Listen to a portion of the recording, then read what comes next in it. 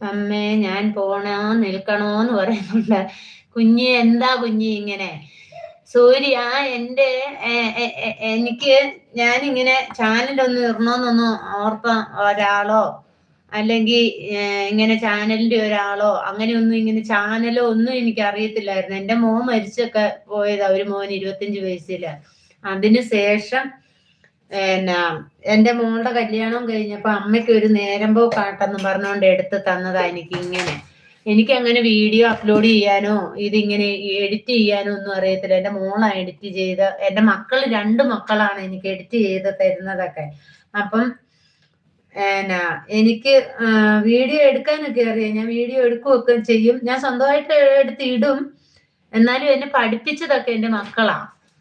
എനിക്ക് എന്റെ മോൻ പോയേ പിന്നെ ഇങ്ങനെ ഒരു ചാനൽ